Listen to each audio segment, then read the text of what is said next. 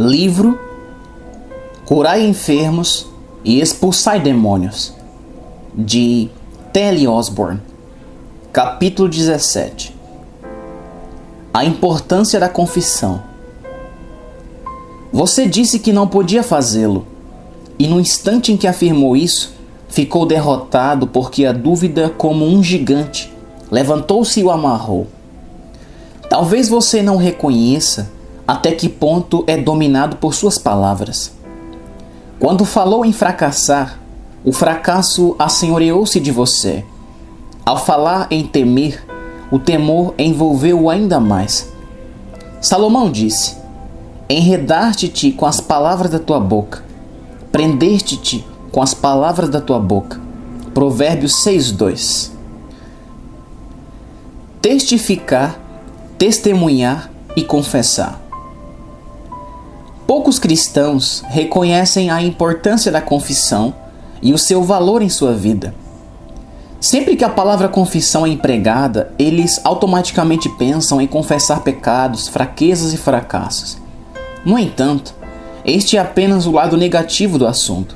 A confissão negativa de nosso pecado apenas abre a porta para a confissão positiva de toda a palavra. Nada em nossa vida cristã é mais importante do que a confissão, apesar de quase nunca mencionarem nas igrejas. A própria vida cristã é chamada de confissão. No grego, reconhecimento ou admissão. Em Hebreus 3:1. As duas palavras estão intimamente relacionadas, mas têm significados diferentes. A palavra confissão foi traduzida da palavra grega que significa dizer a mesma coisa, declarar o que Deus diz, concordar com o que o Senhor afirma em nosso testemunho, dizer o que o Altíssimo profere em sua palavra acerca de seus pecados, suas enfermidades, seus aparentes fracassos, sua saúde, sua salvação, suas vitórias ou sobre qualquer outra coisa. Em outras palavras, a confissão é testificar ou admitir as afirmações de Deus. A confissão nas provações. Imagine que uma enfermidade ameace comprometer sua saúde. Começam a aparecer os sintomas. Satanás quer destruir sua saúde e assim tornar sua vida infrutífera no serviço de Cristo. Deus, porém, já fez provisão para a sua saúde. Ele estabeleceu uma aliança de cura com você, prometendo-lhe: e servireis ao Senhor vosso Deus, e eu tirarei do meio de ti as enfermidades. Êxodo 23:25. Isso porque eu sou o Senhor que te sara. Êxodo 15:26, parte C. A palavra afirma: é Ele que perdoa todas as tuas iniquidades e sara todas as tuas enfermidades. Salmo 103:3. Jesus já o redimiu da queda do homem. Ele libertou você de suas doenças, porque tomou sobre si as nossas enfermidades e levou as nossas doenças. Mateus 8:17, parte B, na atroz cruz. Marcos 15, do 16 ao 20, e Mateus 17:26 e João 19:1. Portanto, pelas suas feridas fostes sarados.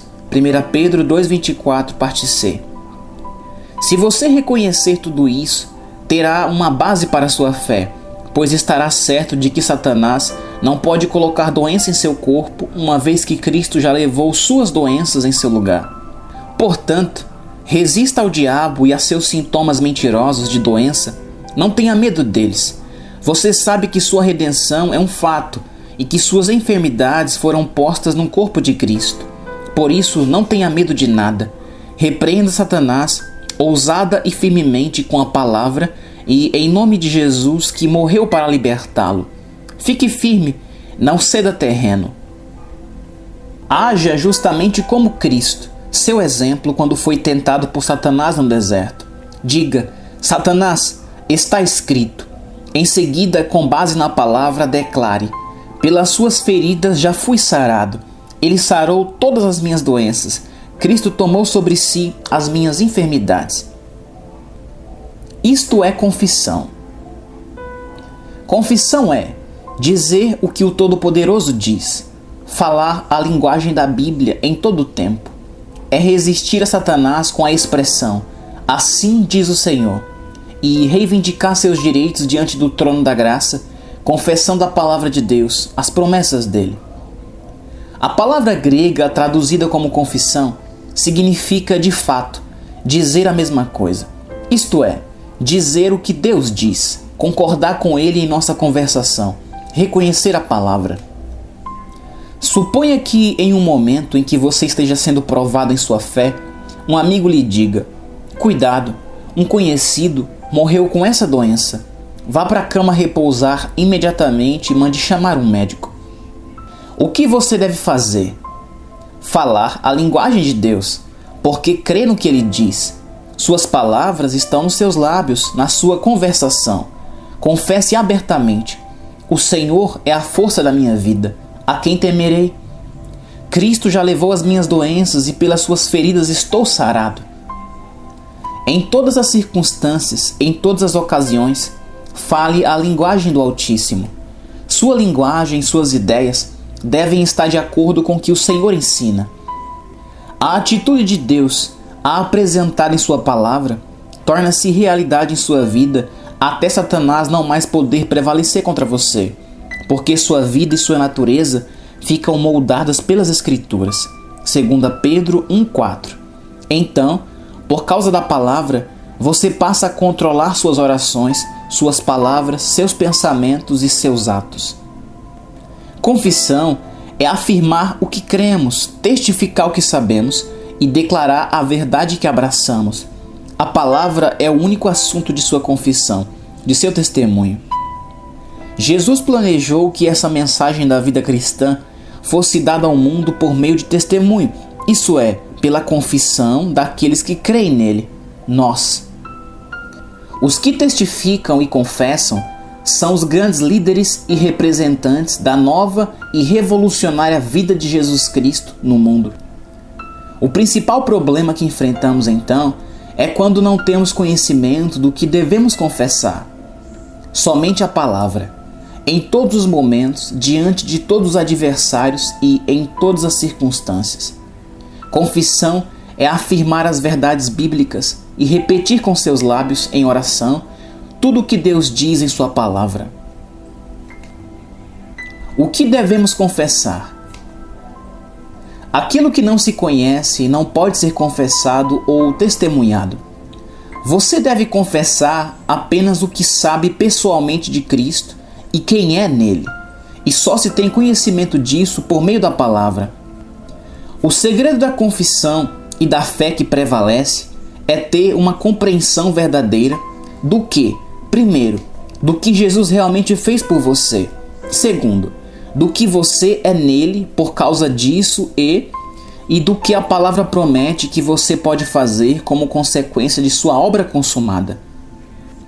Esse entendimento que vem da palavra produz com a firme confissão desses fatos e dos atos correspondentes a eles o mais alto grau de fé.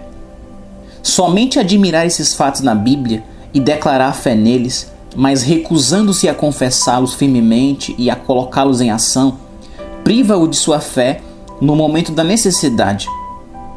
Quando sei quem é Jesus Cristo, o que ele fez por mim, o que realmente me pertence agora e o que posso gozar em minha vida cotidiana, torno-me um vencedor. Além disso, saber que Satanás foi vencido por aquele que nos substituiu e que sua derrota é eterna, torna a nossa redenção um fato bendito e uma realidade gloriosa.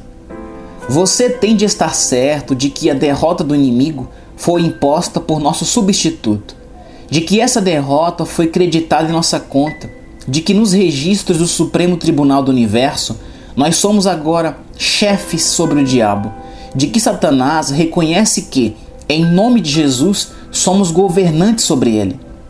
Quando o seu coração sabe disso muito bem, a fé que domina, unida a uma nova confissão de autoridade, torna-se natural, tal como era o temor antes de ser esclarecido. Então você passa a falar espontaneamente como Jesus falou e a compreender sua redenção.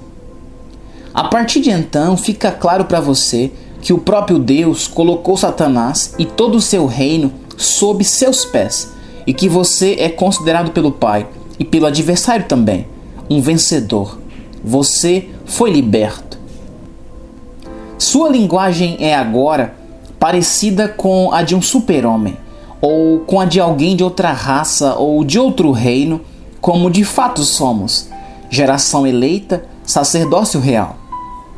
Você tem autoridade, tem Deus em sua retaguarda, por isso torna-se corajoso e fala a linguagem divina tão naturalmente quanto o descrente fala nos seus receios. Como seria grande a transformação da igreja atual se os cristãos subissem até o lugar que Deus lhes deu e falassem como o Senhor deseja que seu povo fale. Não faz muito tempo que, se um crente se declarasse abertamente salvo, era considerado quase sacrílego.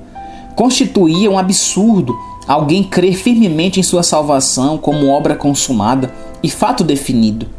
Mas, gradualmente, a luz tem iluminado e chegamos ao bendito conhecimento da conversão completa, de uma vez por todas, da obra instantânea e definida da graça ilimitada de Deus. Porém, quantos de nós têm coragem de confessar publicamente que estamos em Cristo, como a palavra declara? Observe este versículo como exemplo. Assim que, se alguém está em Cristo, nova criatura é. 2 Coríntios 5,17, parte A. Isso não quer dizer que somos apenas pecadores perdoados, pobres membros de igreja, fracos e vacilantes. Significa exatamente o que diz. Somos novas criaturas agora. Fomos criados em Jesus, com a vida de Deus, a natureza do Senhor e o seu poder dentro de nós. As coisas velhas já passaram, eis que tudo se fez novo. 2 Coríntios 5,17, parte B. Confesse isso, creia. Essas palavras querem dizer o que dizem. Somos novos, tudo é novo. As coisas velhas já não existem mais. Todas as marcas do pecado, da enfermidade, da doença, do fracasso e do temor já passaram. Agora temos a natureza de Deus, sua vida, sua força, sua saúde, sua glória, seu poder. Como seria grande a transformação na igreja atual se os cristãos crescem nessas coisas e começassem a falar, a agir e a viver dessa maneira. É justamente isso que o coração do Pai anela. Observe um cristão verdadeiro num quarto de um ente querido enfermo, cuja vida está a ponto de ser arrebatada pela doença. Ele é corajoso, domina e sabe disso. Confessa ousadamente: maior é aquele que está em mim do que a doença que está roubando meu ente querido. Ele ordena que a doença saia. Fala em nome de Jesus e manda que Satanás largue o enfermo. Ordena que o doente se levante são. Então o enfermo sara. Qual a diferença? O cristão conhecia sua posição, sua autoridade, seus direitos. Satanás teve de obedecer a sua ordem e Deus confirmou sua palavra. Considere outro exemplo em Colossenses.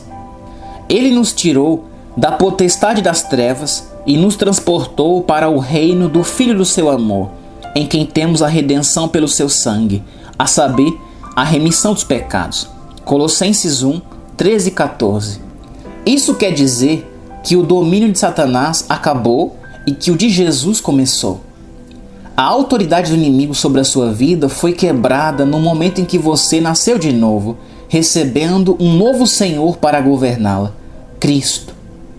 A enfermidade, a doença, a fraqueza e o fracasso nunca mais poderão dominá-lo, nem os velhos hábitos dirigirão a sua vida, pois você está redimido e salvo. Que emoção seria se essa palavra se transformasse em realidade? Não temas, porque eu sou contigo. Não te assombres, porque eu sou teu Deus. Eu te esforço e te ajudo, e te sustento com a destra da minha justiça. Isaías 41, 10. Se Deus é por nós, quem será contra nós? Romanos 8,31, parte B. Isso é a coisa mais revolucionária já ensinada. Um versículo como esse deve ser sua confissão ao enfrentar o mundo. Creia e diga: Deus está comigo no início deste dia. Filhinhos, sois de Deus e já os tendes vencido, porque maior é o que está em vós do que o que está no mundo. 1 João 4,4. Diga ousadamente: Deus está em mim agora. Aquele que governa a criação está comigo. Que grande confissão! Resultados revolucionários. Encare a vida sem temor. Você sabe que aquele que está em você é maior do que todas as forças que podem formar-se em batalha contra a sua vida. Enfrente as contas que não pode liquidar e os inimigos que você não tem poder para dominar. Faça isso sem temor. Grite triunfalmente: Preparas uma mesa perante mim, na presença dos meus inimigos. Salmo 23:5, parte A.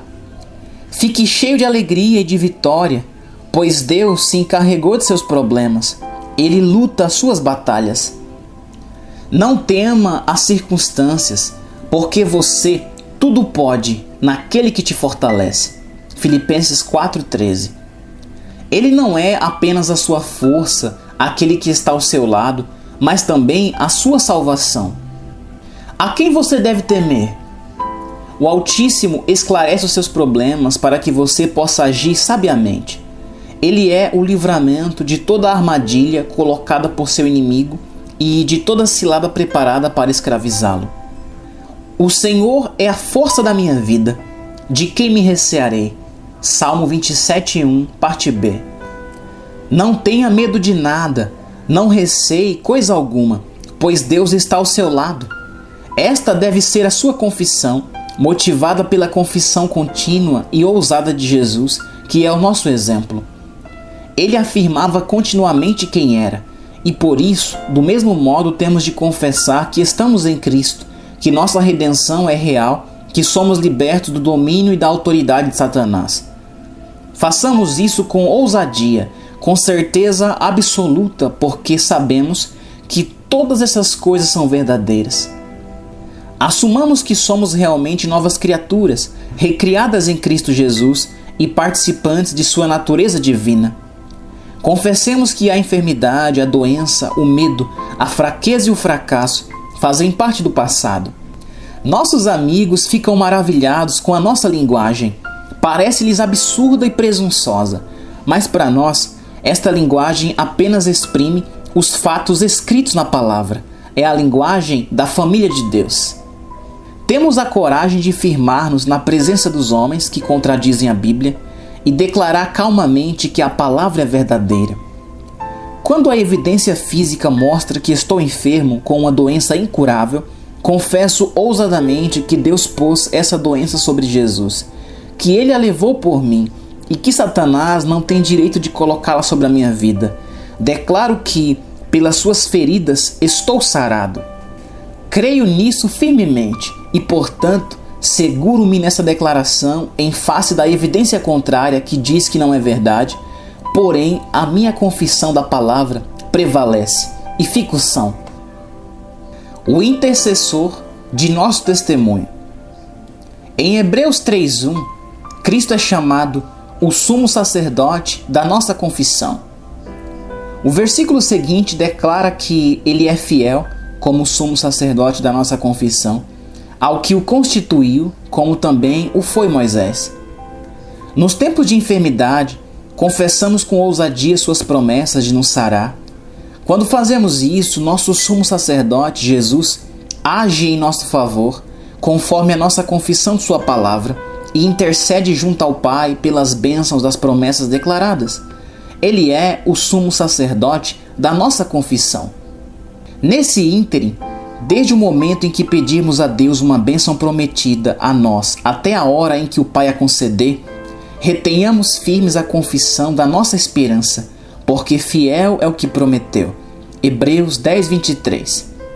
Sabemos que o sumo sacerdote da nossa confissão é fiel, como foi Moisés, para interceder por nós até que a resposta seja concedida, conforme a promessa que fielmente confessamos em nossa oração, na nossa conversação no nosso testemunho, nos nossos pensamentos e atos. A confissão errada. A confissão errada é a de derrota, fracasso e da supremacia de Satanás. E ela se dá quando você fala de seu combate com o diabo, como ele o embaraçou e o está mantendo em escravidão e doenças. Essa confissão errada glorifica seu adversário. É uma declaração inconsciente de que seu Deus e Pai o desapontou. A maior parte das confissões que ouvimos hoje glorifica o inimigo, debilita sua vida mais e mais, destrói a fé e o mantém na escravidão. A declaração que procede da fé em seu coração vencerá o adversário em todas as batalhas. Por outro lado, a confissão do poder de Satanás para embaraçá-lo e impedi-lo de ser bem-sucedido dá a ele vantagem sobre você. Dessa forma, ele o enche de receio e fraqueza. Porém, se você confessar abertamente o cuidado e a proteção do Pai e declarar que aquele que está em você é maior que qualquer força ao seu redor, você vai sobrepor-se à influência satânica. Todas as vezes em que você confessar suas dúvidas e seus temores, confessará sua fé em Satanás e negará o poder e a graça de Deus. Quando declarar suas fraquezas e enfermidades, declarará abertamente que a palavra não é verdadeira e que Deus deixou de cumpri-la. Deus declara: pelas suas feridas fostes sarados. 1 Pedro 2,24, parte C. E, verdadeiramente, Ele tomou sobre si as nossas enfermidades e as nossas dores levou sobre si. Isaías 53,4, parte A. Em vez de confessar que Ele levou as suas enfermidades e as lançou fora, você diz que ainda está doente e aceita a evidência natural em vez do testemunho da palavra. Assim, você fracassa. Enquanto você continuar crendo na confissão da fraqueza, da enfermidade, da dor, permanecerá com elas. Poderá passar anos procurando um homem de Deus para fazer a oração da fé por você, mas nada lhe aproveitará, porque sua incredulidade anulará a eficácia de sua fé. Quem está sempre confessando os pecados e as fraquezas, acrescenta desânimo, derrota e fracasso em todo o seu empreendimento. Leia, fale, confesse e pratique a palavra. Dessa forma, ela se tornará uma parte de seu ser.